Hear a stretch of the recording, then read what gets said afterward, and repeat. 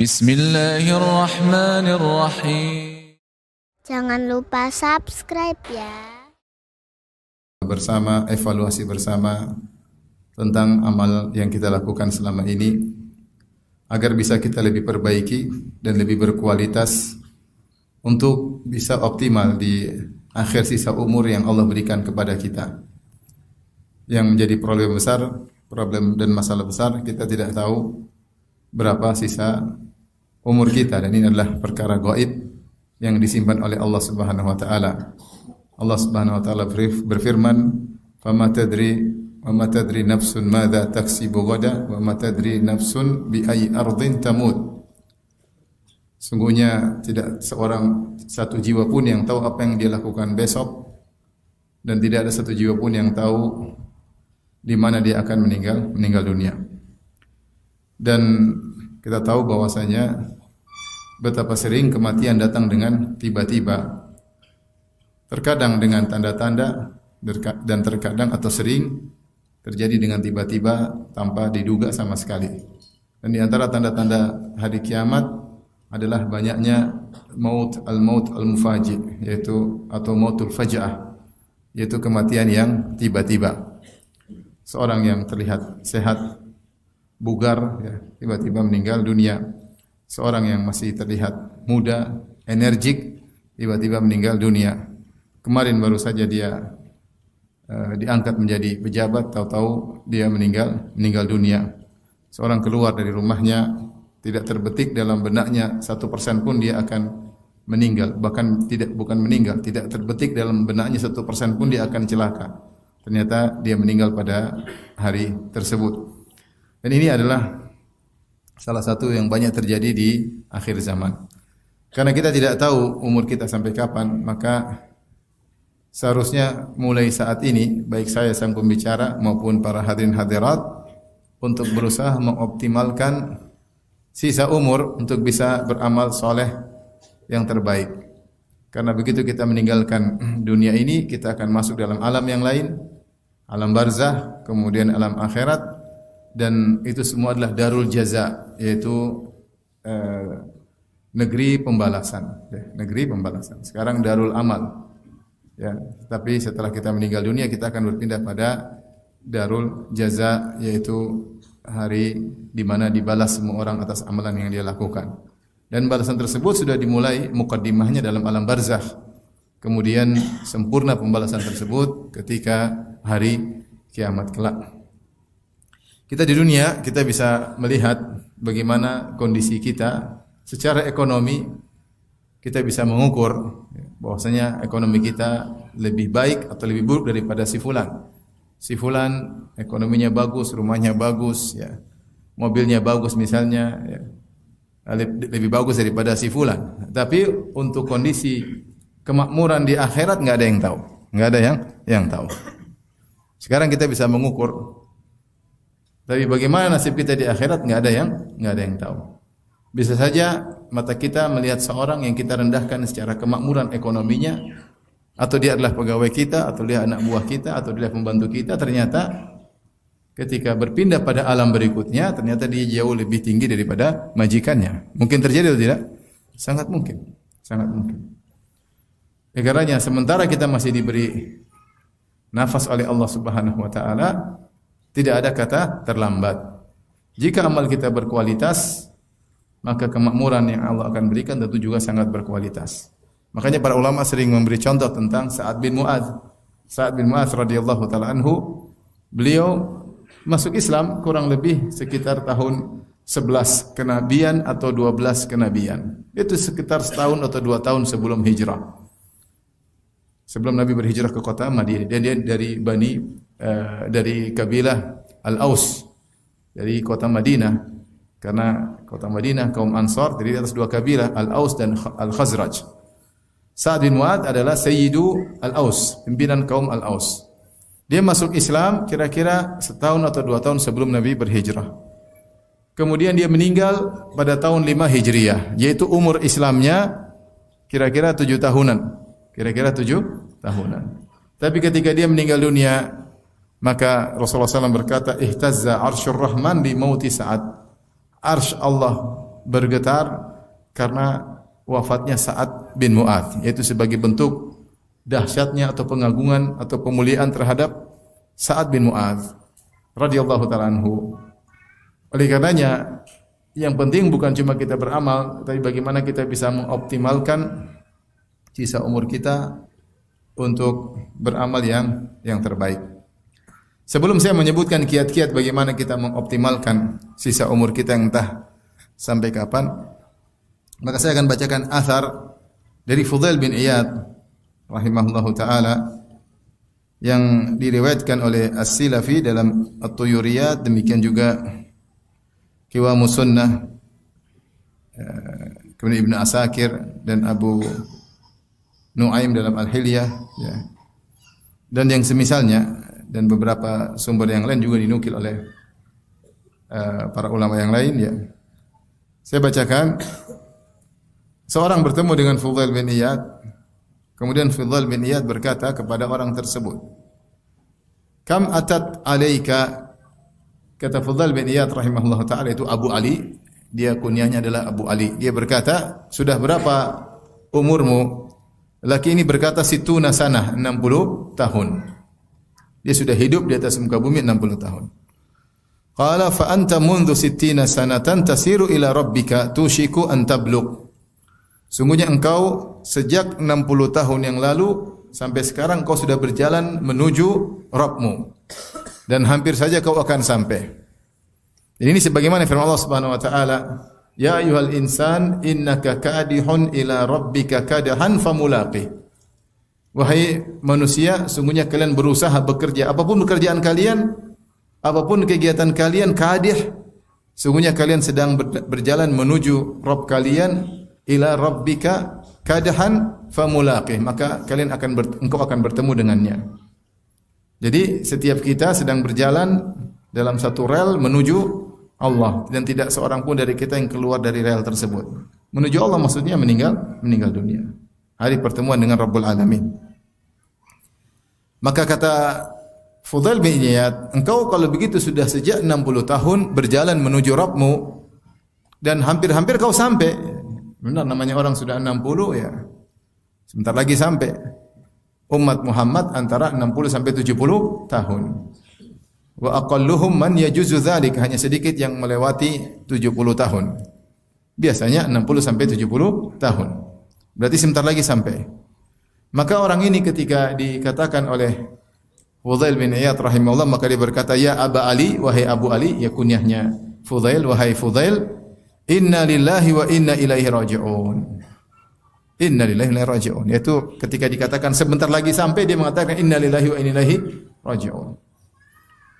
Maka Fudail berkata, "Ta'lamu ma taqul?" Tahukah engkau apa arti ucapan yang kau ucapkan, inna lillahi wa inna ilaihi raji'un? Maka sang laki berkata, "Qultu inna lillahi wa inna ilaihi raji'un."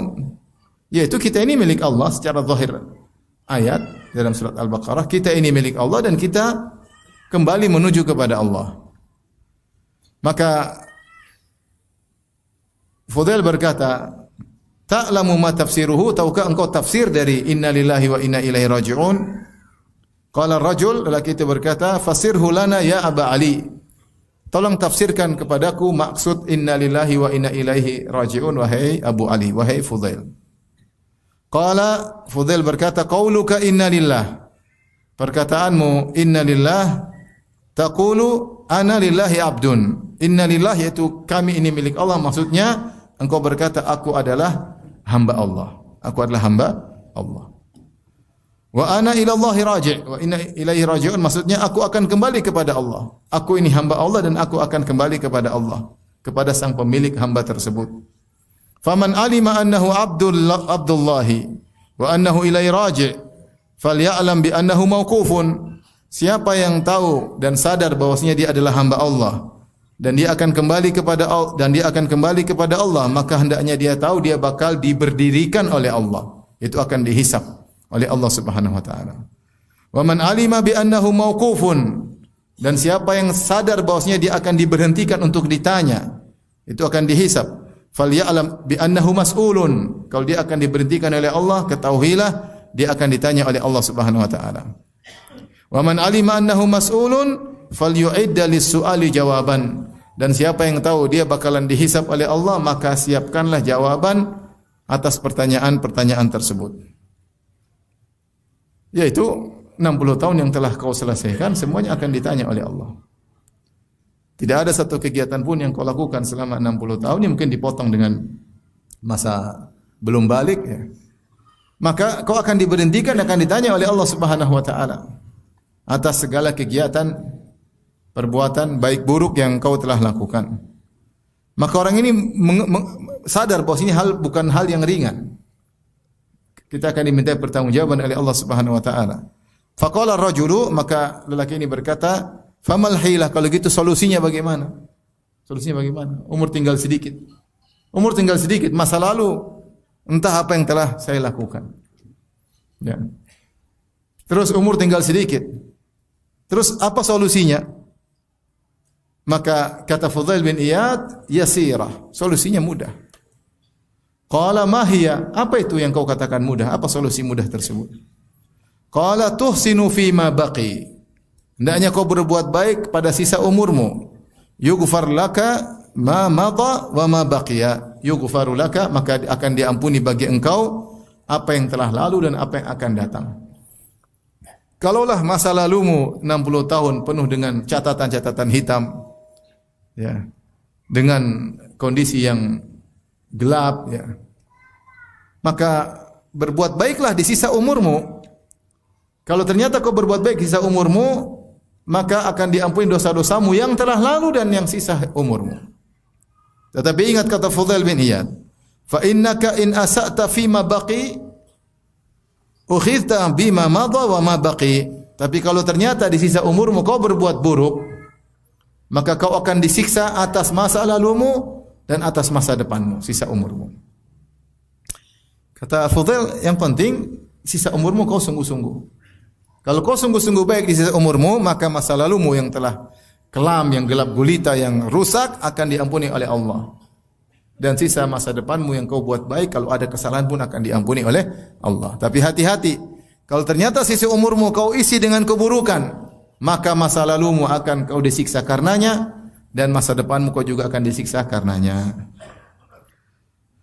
Taib, ini perkataan Fudail bin Iyad telah diriwayatkan maknanya sama dari Nabi sallallahu alaihi wasallam dari hadis Abu Dzar Al-Ghifari radhiyallahu taala anhu, diriwayatkan oleh At-Tabrani dalam Al-Mu'jam Al-Awsat. Ya. Kalau tidak salah dihasankan atau disahihkan oleh Al-Albani rahimahullahu taala. Rasulullah SAW bersabda, "Man ahsana fi ma baqi, ghufira lahu ma madha." Siapa yang berbuat baik di sisa umurnya akan diampuni masa lalunya. Siapa yang berbuat baik di sisa umurnya akan diampuni masa lalunya. Wa man asaa fi ma baqi, siapa yang berbuat buruk di sisa umurnya, ukhidha bima madha wa ma baqi, maka dia akan disiksa atas masa lalunya dan sisa umurnya. Sama seperti perkataan Fudail sabda Nabi sallallahu alaihi wasallam. Kata Rasulullah sallallahu, "Man ahsana fi ma baqi." Siapa yang berbuat baik di sisa umurnya, ghufira lahu ma madha, maka masa lalunya yang buruk, yang kelam, yang hitam, ya, akan diampuni dosa-dosanya. Wa man asaa fi ma baqi, adapun siapa yang berbuat buruk, tetap bermaksiat, ahli maksiat pada sisa umurnya, ukhidha bima madha wa ma baqi, maka dia akan disiksa atas masa lalunya dan sisa umurnya. Maka kita menjalankan nasihat Nabi sallallahu alaihi wasallam dan wasiat Fudail bin Iyad. Ini solusi yang ditawarkan oleh Nabi sallallahu alaihi wasallam dan solusi yang dikatakan oleh Fudail yasirah, solusi yang mudah. Mudah maksudnya ditinjau dengan masa lalu kita yang kelam, mudah. Tinggal sisa. Kata Fudail, kau umur 60. Kalaulah umurmu 63 seperti Nabi, atau umur 70, sungguh-sungguh dalam 10 tahun. Maka masa lalu puluhan tahun yang lalu akan diampuni oleh Allah. Dan pahala mengalir terus. Ya, karena kau berbuat baik di akhir hayatmu. Maka bagaimana cara kita untuk bisa berbuat ihsan di akhir hayat kita? Yang saya katakan, masing-masing kita tidak tahu hidup sampai kapan. Hidup sampai kapan enggak ada yang tahu. Memang benar bahwasanya secara perhitungan ya, secara statistik yang umur 60 ke atas lebih cepat mati dari yang umur 30-an. Benar atau tidak? Ada yang ragu akan hal ini? Enggak ada. Secara statistik umur yang 60 tahun ke atas, apalagi rambutnya sudah putih semua, yang mau cari warna hitam sudah susah nyarinya. Semua putih. Ini biasanya lebih cepat mati daripada yang umur 30-an secara statistik. Secara persentase pun demikian. Kalau kita bilang pada tahun 2024, coba dihitung. Mana banyak yang lebih mati? Umur 30-an atau umur 60 tahun ke atas? Tentu semua mengatakan 60 tahun ke atas yang lebih banyak apa? Mati secara statistik. Tetapi kalau itu secara perhitungan global. Tapi kalau person per person sama-sama 50%. Person, kamu 30 tahun sampai 60 tahun, siapa duluan mati? Sama, persentasinya sama. Secara person-person. Karena terbukti juga banyak anak muda juga meninggal dunia. Banyak. Sampai ada fenomena, saya ketemu dengan kawan dia di perusahaan. Jadi dia harusnya kerja di Medan, di pulau misalnya, atau di tengah di lepas pantai, tapi karena diperiksa dia ada kolesterol, kemudian ada asam urat, enggak boleh. Dia umur belum 40 mungkin. Namun karena dia ada asam urat dan macam-macam dia enggak boleh. Sehingga yang kerja di lepas pantai umur 20-an, yang sehat-sehat. Kalau diperiksa medical check up, kolesterol oke, bagus, asam urat bagus, tensi darah juga apa? Bagus, semuanya bagus, maka mereka yang dikirim. Dan ada juga yang masih bagus, yang umur 50 masih bagus tensinya. Namun terjadi fenomena, kata dia, Ustadz, aneh. Tahun kemarin, kata dia, justru yang banyak meninggal anak-anak muda. Umur 20-an pada meninggal. Dan ini aneh. Karena secara kesehatan mereka lebih sehat. Tapi kenapa mereka meninggal sementara yang tua-tua tidak meninggal? Jadi saya katakan secara persentase memang yang tua lebih cepat meninggal daripada yang muda. Tetapi kalau person demi person, sama persenannya. Umur 20 sama umur 60 kemungkinan mati hari ini sama atau tidak? Sama. Sama-sama, tidak ada perbedaan. Yang muda mungkin ketabrak mobil mati. Yang tua mungkin sakit terus mati. Tapi sama-sama mungkin yang mati. Oleh karenanya saya ingin tegaskan bahwasanya kita enggak tahu berapa sisa umur kita. Seandainya dikasih tahu berapa sisa umur kita, tentunya kita akan bisa persiapkan diri lebih baik. Karena kita tidak tahu, maka hendaknya kita berusaha untuk terus terbaik ya. Tapi yang umur sudah 40 tahun ke atas, sudah saatnya waspada. Sudah warning. Apalagi yang 60 ke atas. Lebih harus hati-hati. Ya. Makanya dikatakan Allah memberikan uzur kepada orang sampai usia 60 tahun. Kalau 60 tahun kan masih nakal, ini enggak ada uzur lagi bagi dia.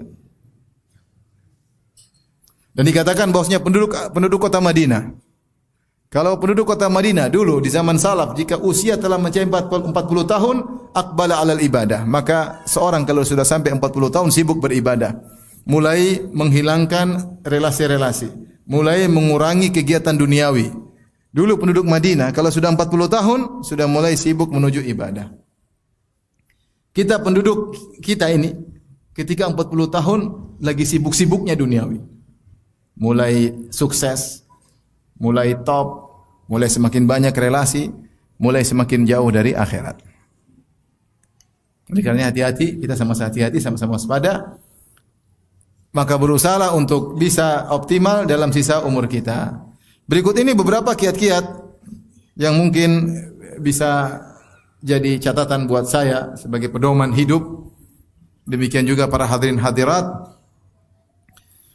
Untuk agar bisa amal soleh atau sisa umur menjadi optimal dan berkualitas. Yang pertama, ikhwan dan akhwat yang rahmati Allah Subhanahu wa taala, pertama, jangan pernah tunda kebaikan. Jangan pernah tunda kebaikan. Kapan ada ide melakukan kebaikan, langsung lakukan. Tahu-tahu ingin baca Quran, segera baca Quran. Tahu-tahu ingin sholat duha, segera wudu kemudian sholat duha. Tahu-tahu ingat teman, pingin kasih duit, langsung telepon dia minta nomor rekening, kemudian kirim 2 nolnya 6 ya. Bismillah, kirim. Jangan tunda-tunda. Kenapa jangan tunda? Allah sedang memberikan hidayah kepada hati kita ingin berbuat baik. Tidak semua orang hatinya dikasih apa? Hidayah. Kalau setiap Allah kasih hidayah kita untuk berbuat baik, maka kita sambut, maka insya Allah itu berkesinambungan dan Allah akan kasih jalan. Allah akan kasih jalan. Ya, tapi kalau kita tunda, akhirnya seringnya lewat. Ingat teman, teman dulu baik sekali sama saya. Lagi ada uang. Telepon enggak ya? Ini jam 9. Nantilah jam 9 malam saya telepon dia. Ternyata jam sore, tahu-tahu pengen beli ini, beli anu, uang habis. Tahu-tahu istri ajak ke mall, habislah segalanya. Akhirnya enggak jadi kasih apa? Teman. Gara-gara menunda apa? Kebaikan. Makanya Khalid bin Ma'dan berkata, "Idza futiha li ahadikum babul khair falyusri ilaihi fa innahu la yadri mata yughlaqu anhu." Jika dibukakan salah seorang dari kalian pintu kebaikan, maka segeralah masuk. Kalau dia tunda-tunda, dia tidak tahu kapan pintu tersebut tertutup kembali. Dia tidak tahu, tiba-tiba tertutup kembali. Dan ini di antara banyak penyesalan yang saya rasakan gara-gara menunda apa? Kebaikan. Nunda akhirnya terluputkan. Kita akan tersibukkan dengan kesibukan yang lain. Maka kalau seorang dikasih hidayah, segera lakukan. Sebisa mungkin. Makanya dikatakan bahwasanya at-tu'adah khairin fi kulli syai'. Sebagian datang dalam sabda Nabi sallallahu alaihi wasallam. Tidak tergesa-gesa adalah baik dalam segala perkara illa fi amalil khair, kecuali kepada amal akhirat. Tergesa-gesa. Maksudnya kalau ada pintu kebaikan segera lakukan. Jangan tunda-tunda. Karena setiap kita melakukan amal kebaikan berarti kita sedang membina istana di surga. Setiap amal saleh yang kita kerjakan berarti sedang membangun istana kita di surga. Setiap amal saleh yang kita lakukan berarti semakin mempercantik bidadari yang disediakan buat penghuni surga. Jangan tunda-tunda. Ini salah satu agar umur kita berkualitas. Karena kita sering menunda, akhirnya terkadang hidayah tidak datang lagi. Kita tahu terbetik hati, pengin kunjungi orang tua. Segera berangkat. Bismillah, lagi pengin silaturahmi. Jangan tunda-tunda, jangan bilang lagi besok, lusa. Nanti sibuk. Sehingga tidak jadi silaturahmi kepada orang tua. Tahu-tahu pengin kasih ponakan hadiah, segera, jangan tunda-tunda. Tahu-tahu pengin telepon kakak atau adik nyambung silaturahmi, telepon. Nanti kita enggak telepon kakak dan adik. Berbulan-bulan lewat kakak dan adik tidak pernah kita telepon. Silaturahmi apa seperti ini? Hambar antara kakak dan adiknya. Maka jangan pernah menunda kebaikan. Jika memang ada kemungkinan dan punya kemampuan untuk melakukan kebaikan, maka bersegeralah. Dan Allah mengatakan, wasari'u, bersegeralah. Sabiqu, duluanlah. Wa fi dzalika falyatanafasil mutanafisun. Untuk urusan surga, nikmat surga, maka bersainglah. Ini yang pertama. Baik, yang kedua, di antara pedoman hidup, jangan pernah meremehkan kebaikan sekecil apapun. Jangan pernah meremehkan kebaikan sekecil apapun. Dan ini wasiat Nabi sallallahu alaihi wasallam, la tahqiranna minal ma'rufi syai'an walau an talqa akhaka biwajhin talik. Janganlah engkau meremehkan kebaikan sedikit pun meskipun hanya tersenyum ketika bertemu dengan saudara. Tabassumuka fi wajhi akhika sadaqah. Apa susahnya kita senyum sama orang? Tidak ada duit yang kita keluarkan, tidak ada hal yang kita rugikan. Cuma beberapa detik kita senyum, buka gigi sebentar, jangan meremehkan karena Allah Subhanahu wa taala. Kenapa? Banyak dalil menunjukkan surga hak prerogatif Allah. Allah yang punya surga. Allah mau kasih siapapun terserah Allah, meskipun sebab yang dia lakukan sekecil apapun, terserah Allah. Dia yang penting tugas dia melakukan sebab amal kebajikan, mau besar mau kecil terserah Allah. Allah mau kasih surga yang besar kepada dia gara-gara amal sedikit, ada yang larang Allah? Enggak ada. Makanya datang dalam sebagian hadis amal kecil buat orang masuk surga. Seperti tentang kisah seorang wanita yang beri minum kepada seekor anjing.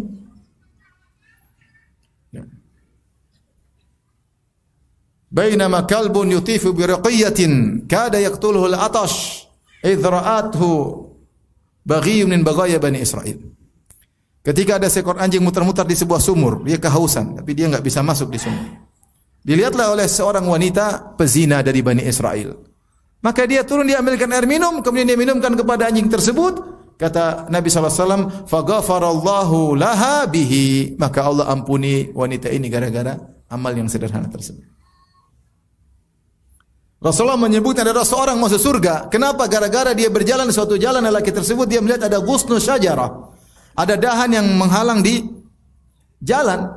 Maka dia pindahkan. Dia bilang jangan sampai mengganggu orang-orang beriman. Gara-gara dia lakukan amal sedikit tersebut, maka dia dimasukkan dalam surga.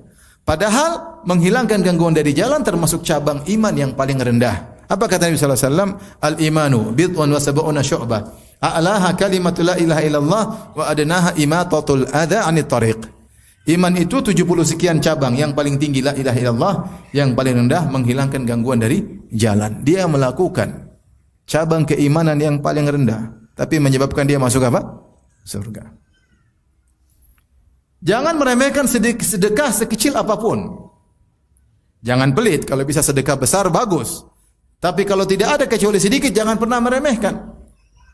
Kata Nabi SAW, "Fattaqun nara, ittaqun nara walau bisyikki tamrah." Jagalah dirimu dari neraka jahanam meskipun dengan sepenggal korma. Kalau tidak, kau punya cuma sebutir korma. Penggal bagi dua, setengah kau makan, setengah kau sedekahkan. Jangan pernah meremehkan hal tersebut. Makanya Rasulullah SAW mengatakan, "Man tasaddaqa bi'adli tamratin min kasbin tayyibin." Siapa yang bersedekah dengan sepenggal korma tapi dari hasil yang halal. Min kasbin tayyib, dari hasil yang halal. Ya. Wala yaqbalullahu illa tayyiban, dan Allah tidak menerima kecuali dari yang halal. Maka Allah akan menerima darinya biyaminihi, dengan tangan kanannya. Kemudian kata Nabi, "Fayurabbiha kama yurabbi ahaduhum fuluwahu hatta yakuna mithal jabal." Allah terima sedekah satu butir korma tadi. Kemudian Allah kembangkan sedekah tersebut sebagaimana salah seorang dari kalian sedang mengurus kudanya. Di antara hewan yang paling diperhatikan, disenangi oleh orang Arab adalah kuda. Kalau ada kuda dia perhatikan, bahkan mungkin dia lebih perhatikan daripada anaknya. Anaknya mungkin bisa gampang. Kuda ini harus perawatan, ini diperhatikan dan dia senang, dan dia benar-benar dia perhatikan sampai kuda itu mencapai usia tertentu. Ya. Sampai Nabi menggambarkan, sebagaimana kalian kalau ngurus kuda kalian perhatian, maka Allah akan perhatian dengan sedekah satu penggal korma tersebut dan akan jadi besar seperti gunung. Berarti sedikit, tapi kalau dari hasil yang halal dengan niat yang baik bisa bernilai besar di sisi Allah Subhanahu wa taala. Dari sini maka jangan pernah meremehkan amal sekecil apapun. Kata seorang salaf, kalau tidak salah Ibnul Mubarak, "Rubba amalin saghirin tu'azzimuhun niyyah." Betapa banyak amal sedikit jadi besar karena niat. Wa rubba amalin kabirin tusaggiruhun niyyah. Dan betapa banyak amal besar jadi kecil gara-gara niatnya yang salah. Oleh karenanya dalam hidup ini kita berusaha cari pahala. Kita di rumah, apa salahnya kita nyenangkan anak kita, ngobrol sama anak kita mau main-main, mau gendong kita biarin dia manjat-manjat di tubuh kita kalau masih kecil. Kalau udah SMA jangan. Istri kita minta diperhatikan. Mas saya mau cerita. Iya, cerita apa? Jangan lama-lama ya. Cerita. Apa salahnya? Sama apa salahnya kita tadinya mau kasar sama membantu, kita tanya, ngapain kita kasar? Kasihan dia kerja udah capek. Kalau kita di posisi dia, enak nggak dikasar-kasarin? Kadang ego timbul karena kita merasa kita tinggi, kita yang menggaji dia, kadang. Apa yang bisa kita lakukan di rumah kita, sarana